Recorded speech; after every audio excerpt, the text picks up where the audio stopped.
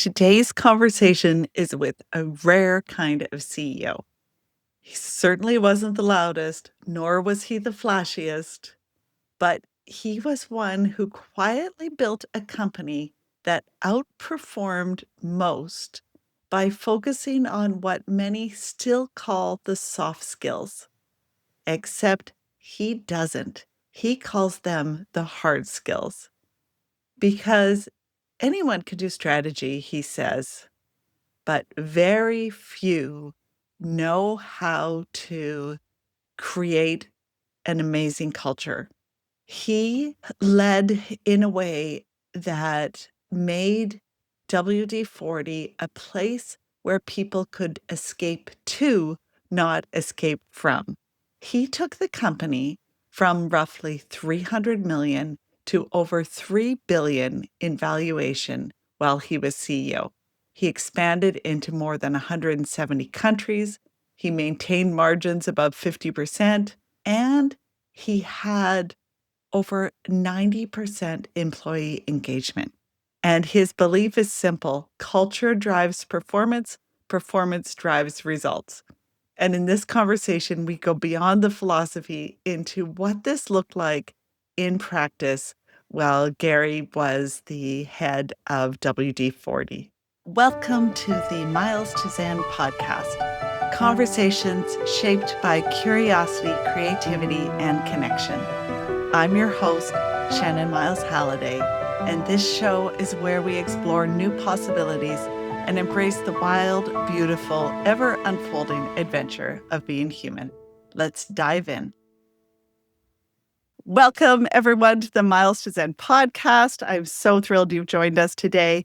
Today's guest is a rare leader who didn't just build a business, he built a culture where people felt safe, failures, mistakes became learning moments, and managers became coaches. Garry Ridge is the former CEO of WD-40, a company you've definitely heard of, but you may not have known that under his leadership, it grew exponentially and became one of the most admired workplaces in the world. And not because of foosball tables, and maybe Garry, you did have foosball tables, but because of trust. Garry today is the chairman emeritus of WD-40, an author, an educator, a founder of the Learning Moment. And normally I would be far too polite to ask this question, but since you wrote the book, how did a dumbass from Oz manage all of that? And if anyone's not watching the video, here's his book, and it's called Any Dumbass Can Do It. And it's a great leadership business read. Garry, welcome to the show. Well, thank you, Shannon. I'm very impressed by all the little tags on the pages of the book that you have there. So, it's an interesting place to start. People have wondered why I would call my book Any Dumbass Can Do It. And the word ASS is not referring to anybody's bottom or posterior. It really is a reflection of a donkey. And people think, I think donkeys get a bad rap. People think they're just stubborn and slow, but may I share the truth about a donkey? Absolutely. I love donkeys. I grew up on a farm. Well, there you go. Well, this may resonate with you. Donkeys are steady. They'll keep going long after others give up. They're loyal companions. You can count on them even when the road gets tough. They will protect you. They are calm, watchful, but surprisingly brave when it matters. They're practical, not flashy. They know how to conserve energy. And while they might not always rush into things, that caution often keeps them safe. So when I say any dumbass can do it, what I really mean is this: you don't have to be brilliant to be a great leader. You just need a bit of courage, a lot of care, and the humility to keep on learning. Because like the donkey, leadership isn't about showing off. It's about carrying the load, sticking with the journey, and most importantly, helping others get where they need to go. Yeah, that's great. I do love donkeys. And I always have thought that in my future, at some point, the only kind of drama I want to surround myself with is perhaps a donkey or dolphin drama. Nice. And donkeys make fabulous watchdogs. Yeah. But Yeah. people don't really think about that. We had some of the neighbors had donkeys. So, Garry, tell me a little bit about the beginnings of what turned you into Garry Ridge and brought you across the pond to the US. So back to growing up in Australia. Yeah. Well, I was fortunate enough to move to the US in 1994. I'd been with WD-40 Company since 1987, yeah, in Australia. And during that time, I'd done a lot of work in other countries around the world. And in 1994, I got the opportunity to move to the US. So when I arrived here, the mission was to take the blue and yellow can with a little red top to the world. Now, I knew that I knew how to do that with the help of our marketing people. But one of the things that was always on my mind was how do you build a culture where people feel like they can make decisions and they don't have to quack up the hierarchy to get a decision from somebody. I didn't know how to do that. It was on my mind, and I was on a flight. And this is in the first chapter of the book. I was on a flight from Los Angeles to Sydney. I'd been in my role a couple of years. And as you do when you travel, you take stuff with you to read. And I was reading a quote from someone, which was attributed to the Dalai Lama, which is, our purpose in life is to make people happy. If we can't make them happy, at least don't hurt them. I thought, wouldn't that be wonderful if you could create a culture like that? And then the second quote I read was from Aristotle that said, pleasure in the job puts perfection in the work. And I thought, wow, wouldn't it be great if we could create an environment where people really enjoyed what they were doing? Because if they enjoyed what they were doing, they were going to perform better and have pleasure in what they did. I didn't know how to do that either. When I got back to San Diego, I was reading something in the local paper about a master's degree in leadership at the University of San Diego. And it was developed by Dr. Ken Blanchard, the 1 Minute Manager, and the University of San Diego. And so I went to this information session, and Ken, it was the first time I'd met him, and that was probably a turning moment in my life. He became my mentor, and I wrote a book with him eventually, and I was on his board for 10 years. But Ken said, most MBA programs get people in the head. We've got to start getting people in the heart. And I thought, this is pretty cool. So I'm now CEO of a US public company, and I went back to school. And for the next 2 years, I went to class every month. And I remember the first day of class, people said, what are you doing here? You're already a CEO. You've already arrived. I said, actually, I haven't. I've come here to confirm what I think I know and learn what I don't know, because I want to build a culture that is really engaging for people. So that was the start of the journey. Long story, but that was the start of the journey. Yeah, did you imagine yourself as a little guy growing up that you wanted to do business or leadership? What did your mom think that you wanted to do when you grew up? Well, if you would have asked me, I don't know, 40 years ago in Australia, or said one day you will be CEO of a US public company, I said, you got rocks in your head. There's no chance that's happening. Um, I always had a passion for people and involvement, and I did have a passion for the interaction of business. Yeah. But Mom, I wrote about her in the book. You've probably read the chapter where Mum was someone who always, really instilled in me that don't get too big for your boots. Treat people with respect and dignity. My dad, on the other side, worked for the same company for 50 years. He was an engineer, and he was all about predictability and dependability, and a man's word is a man's bond. So I think the two of them together were a big influence on me. But, I had a mantra, really: get in the game, play your best game every game, and there's a chance you'll get picked on the A team. So that was what I was really focused on is, if you're given the opportunity, do your very best. And, if you do, there's a chance that you'll get a bigger opportunity down the road. Did you play sports as a kid? I played rugby at school. I was Okay. never a really big athlete. Um, while my mates were, on the football field or playing cricket, I was washing cars or working in a retail store. So I did have that little, skew towards business. Right. So then you've moved to the US from starting WD-40 in Australia in your PJs, essentially. You somehow you got noticed, moved to the US, and you became feels like you became besties with a few great people, including Simon Sinek. How did you well, I know with Ken Blanchard, you obviously started taking his course, but how did you become besties with Simon Sinek? And that, for anyone who doesn't know, Garry has done some fabulous discussions with Simon. So it was about probably nearly 20 years ago.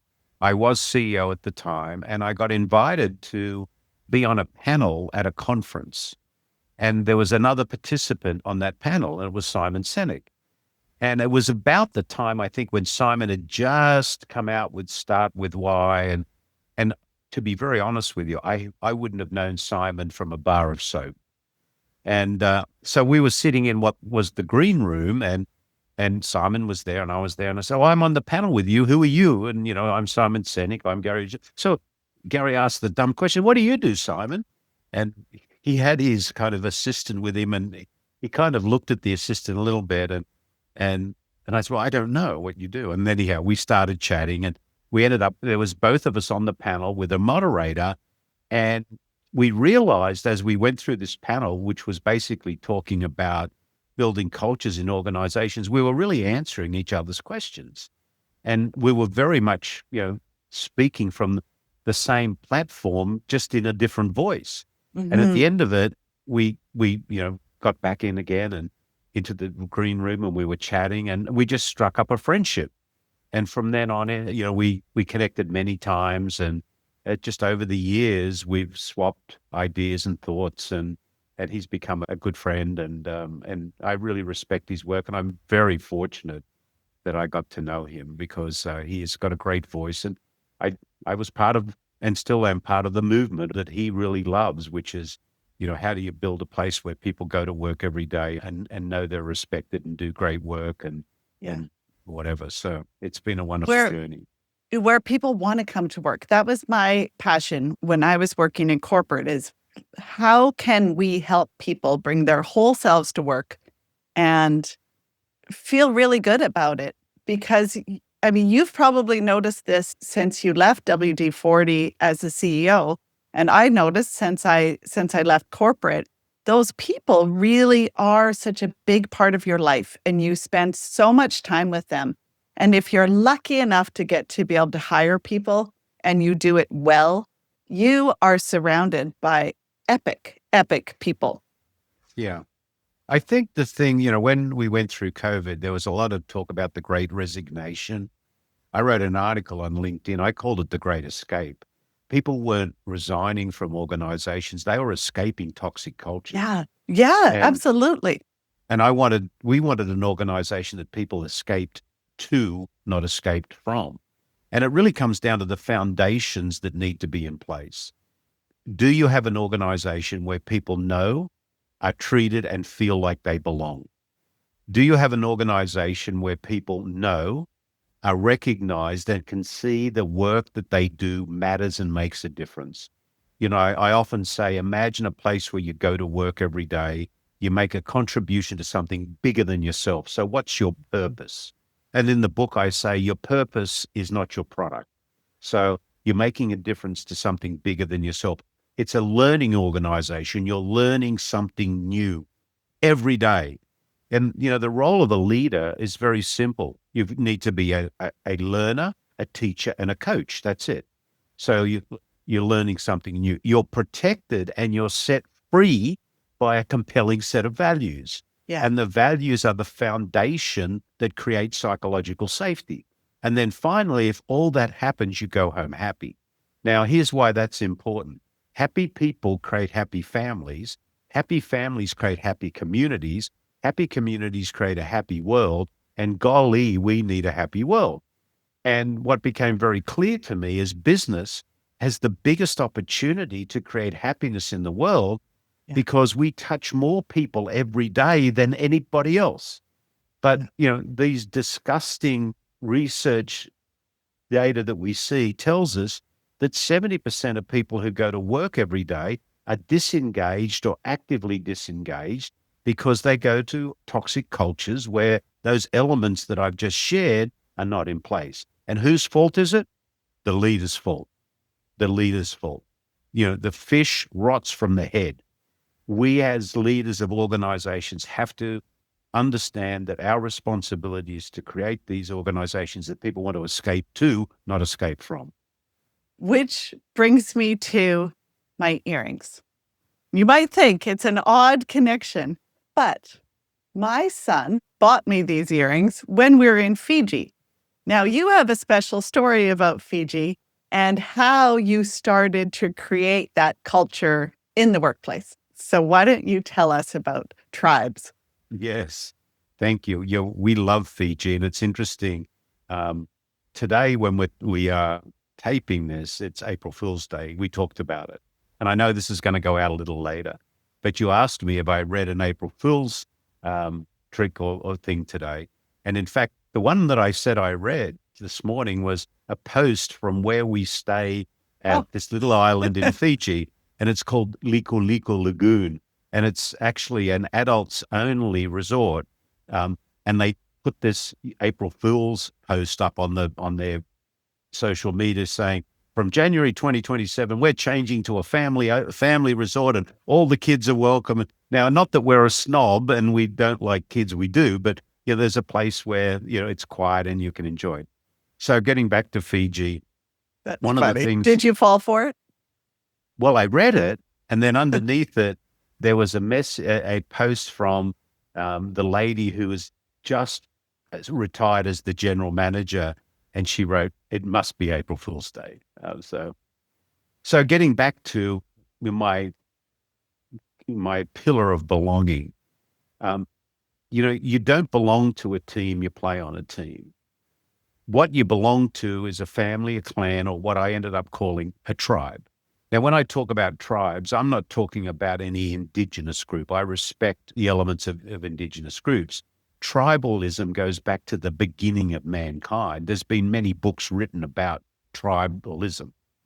And I said, okay, then if we're a tribe, what are the elements of a tribe that need to be in place?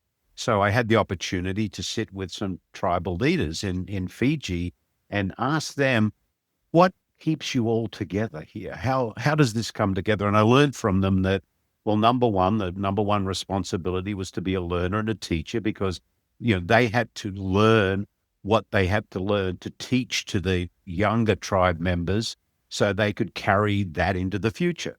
They talked about values. They had values in a tribe, and those values were there to protect them and set them free and guide them in decision making. There were specialized skills in a tribe. They talked about, there were better hunters and better fishermen and better hut makers, and even they had tribe members that were responsible for succession planning within the tribe. They were warriors. They were there to protect and feed each other. They loved celebration. They wanted to take time, and if being to Fiji, you would know they are some of the happiest people in the world. So from them, and also studying some of the indigenous Australians, and then studying other things around tribes, I put together this framework of tribes, which had a just cause. And this is really important. Our just cause was a group of people that came together to protect and feed each other, Mm. which was so important. That's why we got up every day, was this group of people that came together to protect and feed each other. Yeah, and then it was like you just started putting the Lego blocks together, on top of that. And so tell me next, what do ducks and values have to do with one another? Well, I learned this from Ken Blanchard. He used to talk about quacking up the hierarchy. So, normally if you were put in a position where you needed to make a decision, you were either equipped to make that decision by having a framework to do it, or you needed to what we would call quack up the hierarchy till you got to the King Mallard duck who would Yeah. actually give you the decision that you wanted. So, the thing that's important about values are they are there to empower you to make any decision you want. And one of the things I learned from Ken Blanchard that was extremely powerful is, are your values force ranked? So that, in other words, are they hierarchical? So that in making the decision, you go through the values in an orderly fashion from what's most important to what is not as important as the first one. And that's to stop you from actually cherry picking the value to meet the circumstance. Now, our first value at WD-40 Company, and I believe it still is we value doing the right thing. Our Mm. second value was we value creating positive, lasting memories in all of our relationships. Our last value, or our sixth, was we value sustaining the WD-40 Company economy, which was the value that related to profitability. Now, you would think as a US public company, that should be higher in the hierarchy. Well, our theory and in practice, if we live the first five values, Mm. the sixth one happened. And each of the values had a written description underneath it so that the value was understood wherever you were in the world. Because being the world traveler that you are, and you've lived in so many different cultures, doing the right thing in the US or Canada or anywhere else might look a bit different to doing the right thing in Beijing. So we Mhm. needed to make sure we actually identified or clearly articulated what doing the right thing meant for us in the organization. Um, Oh, so, so important. And then, so as a CEO, you were the lead person in charge of the values, I'm guessing, and that you would be the chief reminding officer of the values? well, yes, I was part of the architecture, but the values lived with each individual. Mhm. In fact, in our quarterly review process with the people we coached, we would ask each of our tribe members to tell us how did they live our values in the last 90 days. Give us a real example. So I would ask you, Shannon, how did you demonstrate to me how you did the right thing as defined by our values in the last 90 days? Define or share with me how you created positive, lasting memories, or you made it better than it is today, or you did something to enhance the economy. So as people were encouraged and coached to talk about these on a very regular basis, they became embedded in the natural decision making process. So I was part of the architectural team, as many were in the organization, and certainly the fish rots from the head. So Yeah. I needed to make sure that I kept myself on the right track. But it Oh, was really with the people.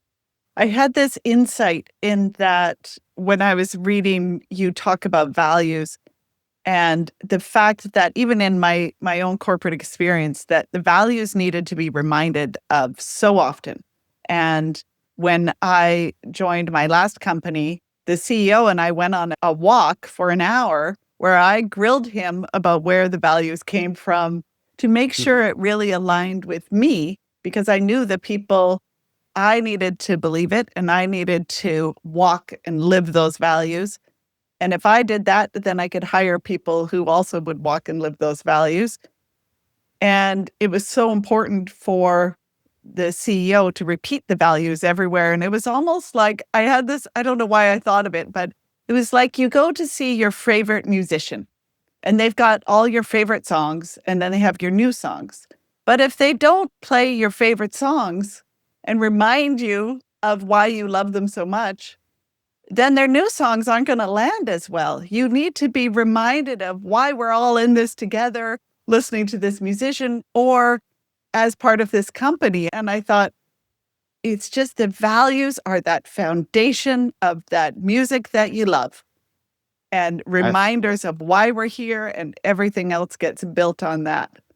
that's so true, and it's interesting you should mention the music. It just brought back a memory to me. I was at a concert, and the a performer we went to see, and I can't remember the name now. It was someone who was my wife really liked.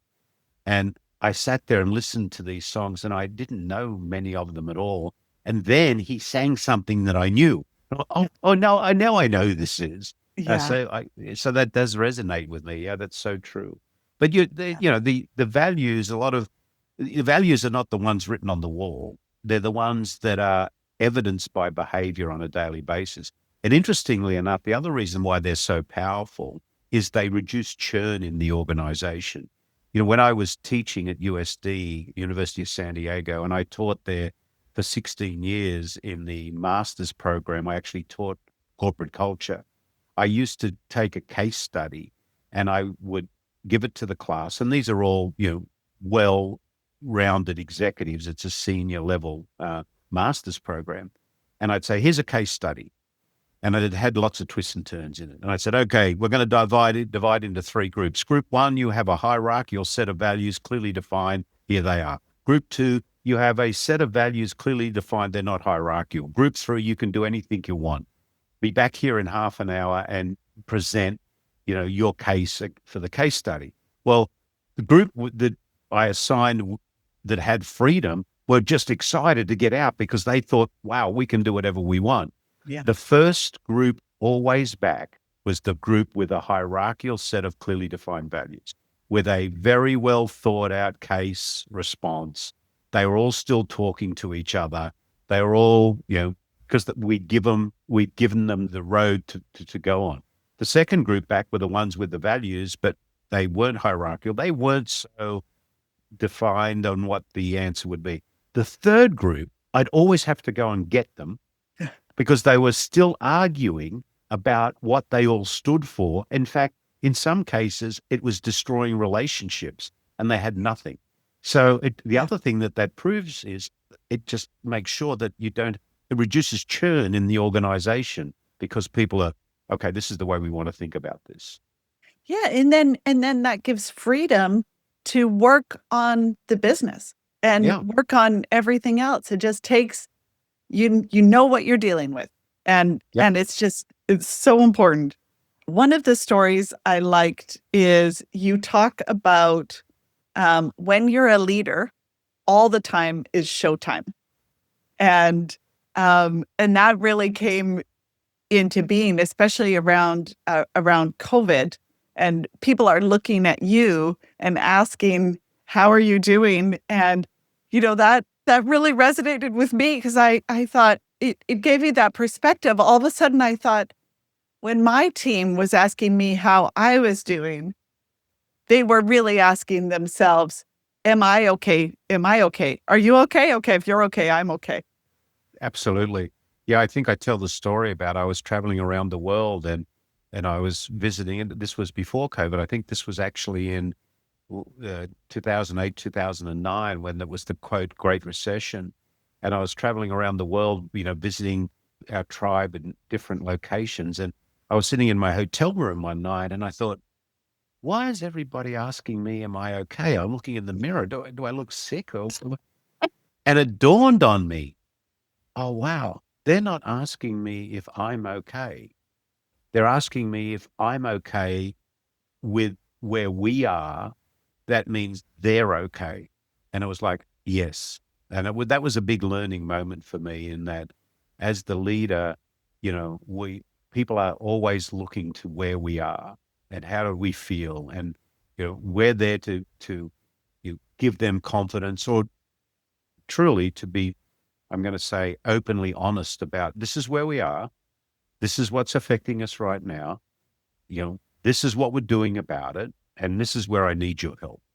And that was the other big learning that I had is that, and that's why, I call the book Any Dumbass Can Do It. I used to introduce myself as, G'day, I'm Garry Ridge. I'm the consciously incompetent, probably wrong and roughly right chairman and CEO of WD-40 Company, and I need all the help I can get. And, when you ask for help, you get it. So, I was not corporate royalty. I didn't have all the answers and I was okay with that. And because I had the brilliance in the room. I wanted the brilliance of others, not the dumb, not again. That's why I say dumbassery is your superpower. Yeah. Yeah, I loved that idea of always hire people smarter than you. Yeah, absolutely. If you're the smartest person in the room, you're in the wrong room. Precisely. And so this brings me to to coaching. And as a CEO, you have that full view of everything that's happening on the field, but as do all the people who you'd normally call managers. And I spend a lot of time around sports, and that my son is heavily involved in sports. And so I get to see a lot of different coaches. And for people who haven't read your book and don't know the story, why don't you talk to us about why you had no managers? Yeah. Well, I truly dislike the word manager. It sends a very authoritative message, and in fact, in some of the British dictionaries, the word manager is defined as a manipulator. Oh, Good morning, Shannon. I'm your manager. Well, how about if I said, oh, good morning, I'm your coach and I'm committed to helping you as a player get an A. I know the game, I know the standards, and I know what winning looks like. I'm going to stay on the sideline. I'm going to resist the urge to jump in and take over. I'm not going to micromanage you. I'm going to observe first. I'm going to listen deeply. And I'm going to watch how the play unfolds. I'm going to add value through timely, honest feedback that helps the player, you improve to the next game. I expect you to apply some of that when you're on the field again. I'll never, ever go to the podium and pick up the prize on your behalf. The prize belongs to you. And I'm going to invest a lot of time in the stinky locker room with you, alongside you, with empathy, understanding what it is that's getting in your way. So I can identify a way of helping you get it out of your way. So a great coach is committed to helping the player get an A, but they're also brave enough to put the player's growth in front of their own comfort zone, mm, not letting their ego get in the way. So that's the role of a coach. So my coaching to people who are with us today is get rid of that stinky word manager and become the coach, because your number one responsibility as a leader is to be a learner, a teacher, and a coach. That's what it's all about. yeah, I love that. So how did you, I think it's interesting this jump from the guy who used to say, be brief, be bright, be gone, to this guy now who as a leader values more of the softer stuff. It's not soft. It's really hard. It's really hard. People think that, you know, servant leadership is soft. It's not. You've got to have a heart of gold, but a backbone of steel. It's a balance between being tough minded and tender hearted. And why it's hard is that sometimes you have to ensure that you're not protecting your own comfort zone at the expense of other people's development. So great Mm, cultures are not ping pong tables, foods tables, and pizza parties. Sure, you can have all that, but it's really about a commitment to being the person you need to be for those you have the privilege to lead.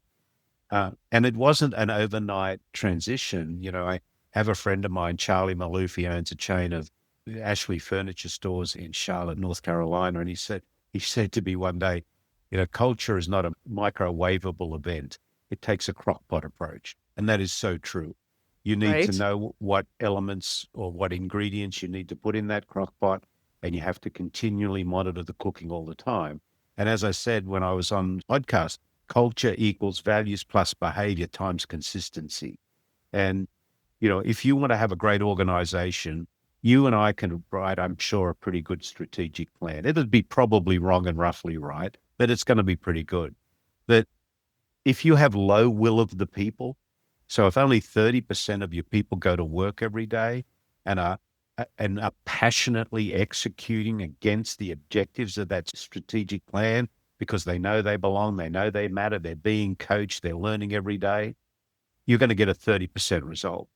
But if 80% are going to work every day and passionately against executing against that strategic plan, i.e., high will of the people, you're going to get a much bigger result. And unfortunately, some of the short-sighted, give me my result in 90-day type thinking that's out there, the leaders think it's all about the strategy. They forget the fact that without the people, the strategy is useless. Yeah. So we proved that. We proved that, we had a 93% employee engagement. 98% of our people said they loved working at the company. And, over a period of time, we had a compounded annual growth rate of total shareholder return of 15% a year. We took the blue and yellow can with a little red top to 176 countries around the world. And, I could be kind of blasé and saying all we did was sell oil in a can. To be honest, you could have made a product nearly equal to WD-40. But what we had was a great product, a great brand, and great strategy, and more importantly, a magnificent high will of the people who went to work every day because we loved them and we treated them with respect and dignity, and we held them accountable, and we helped them step into a better version of their personal self, hopefully every day. Yeah, that's awesome. Sign me up. Um, Yeah. So what do you feel, and now that you're the chairman emeritus of the board, what do you feel a board's role is in company culture? Well, now that I'm chairman emeritus, I'm not on the board anymore. My title says I have no accountability, no responsibility, and I could go to any party I like. They honored me with that title. But I think boards have a huge responsibility. If I had any influence at all, I would mandate that public companies need to include the data related to employee engagement in their regular financial filings.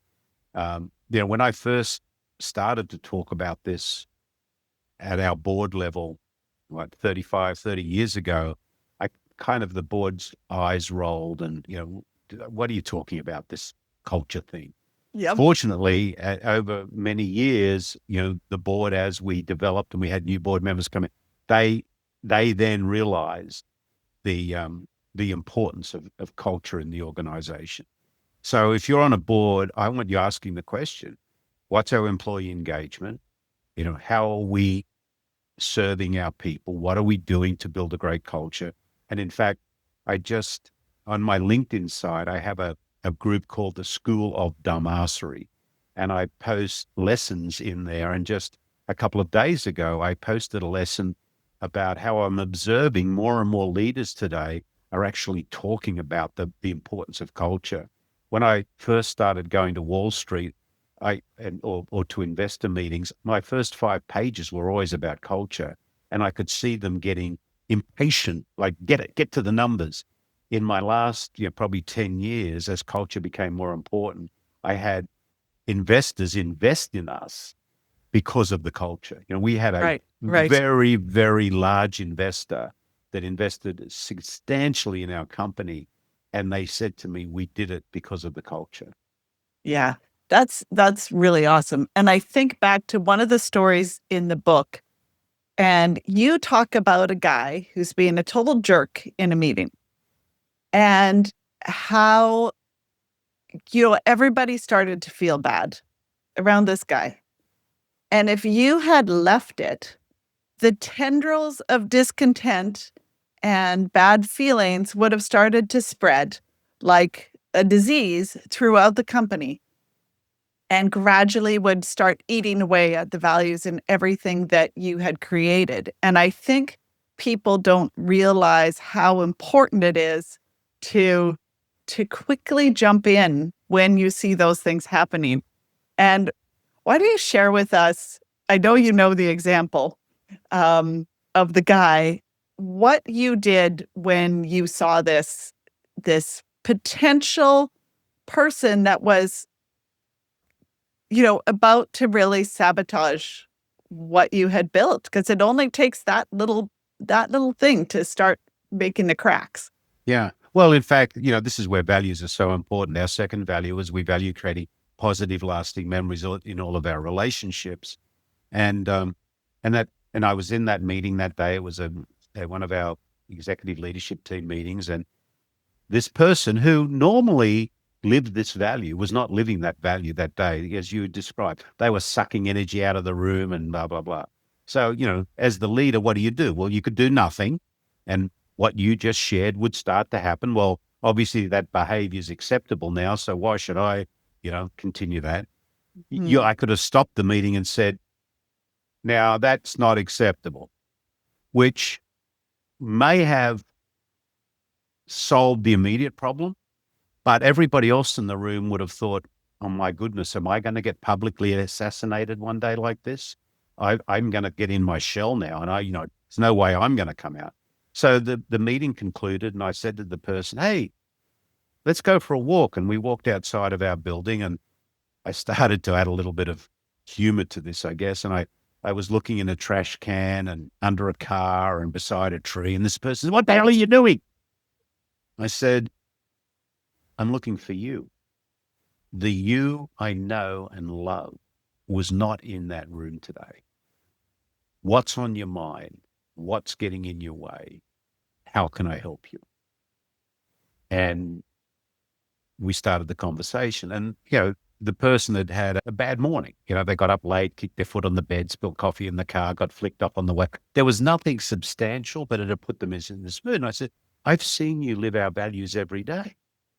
And today you're not. And that's not acceptable. You know that. You know that. And they said, yeah, you're right. Anyhow, we had a little coaching session, a hug, and the person went back in. And I noticed they were going round to some of the people that were in the meeting. And they went and said, I apologize. That's not me. And they said, we know it's not you. Are you okay?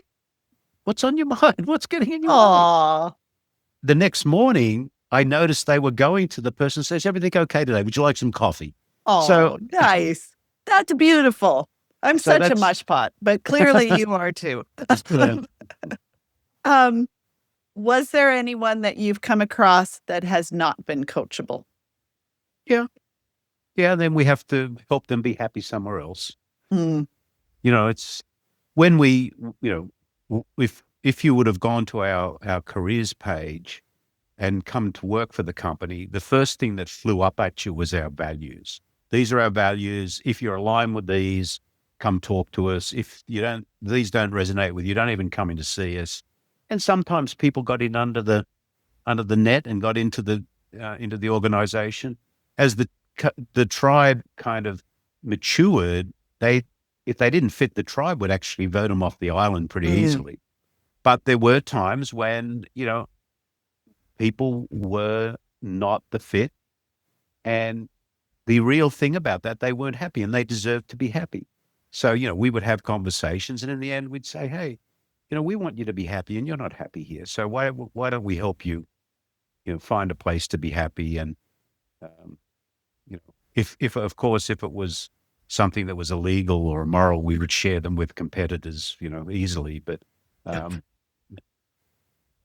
again, it all came back to the point, and that's why we never had those what I call surprise conversations. If you weren't fitting, we would have had a few conversations with you already.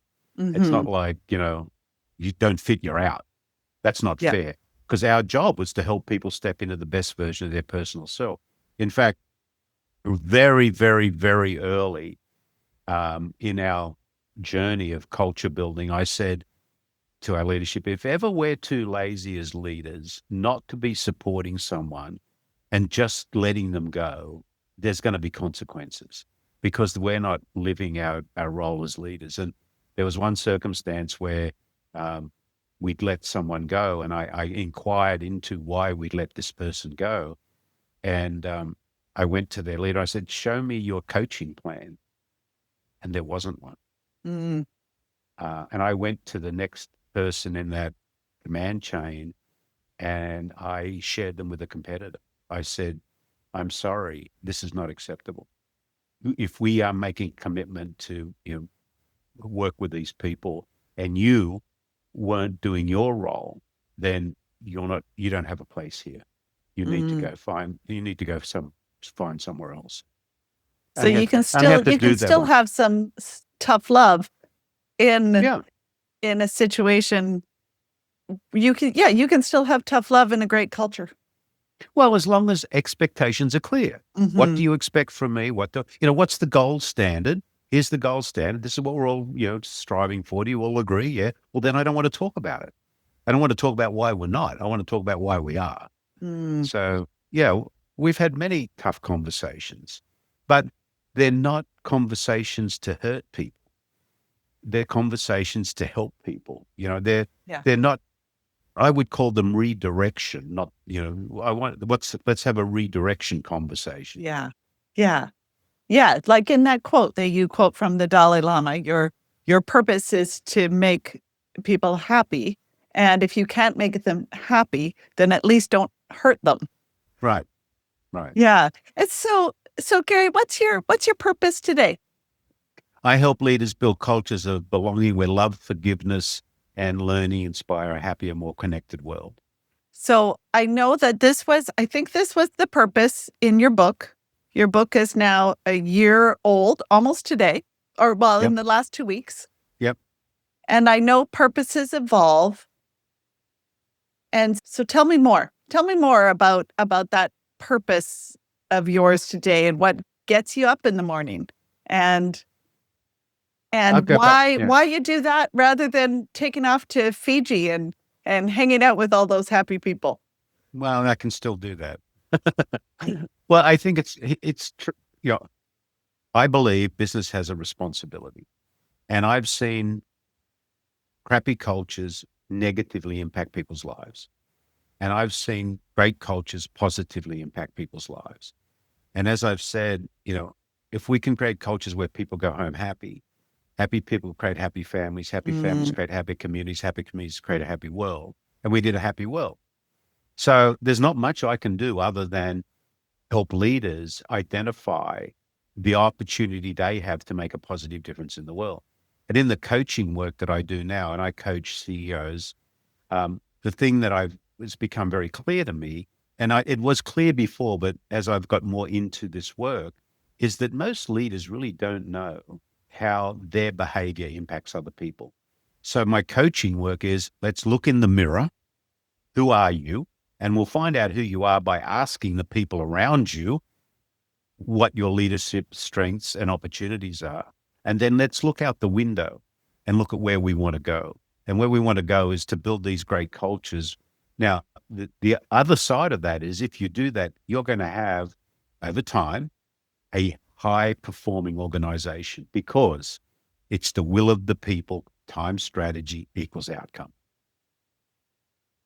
yeah, I've worked a lot with a coach, Ruth Andermatt, and she always says, and I brought her in to work with my teams in my last company, and she always says, understand the impact you are having. And it's darn uncomfortable to look in the mirror Absolutely. Yeah. and Uh, and worth it. Yeah. I have a little plaque on my notebook and I have it in front of my computer here. And I've been carrying this little plaque around for a long time. And it says, am I being the person I want to be right now?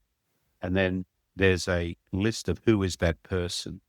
And when I'm my best person, I'm grateful, caring, empathetic, reasonable, a listener, fact based. I have a balanced opinion. I'm curious. I'm a learner and I throw sunshine, not a shadow. And I have to keep reminding myself of that because life will steal from our plate. And Mhm. if we have no right to take half of our plate to anybody, we need to take our full plate to people, particularly if you're a leader.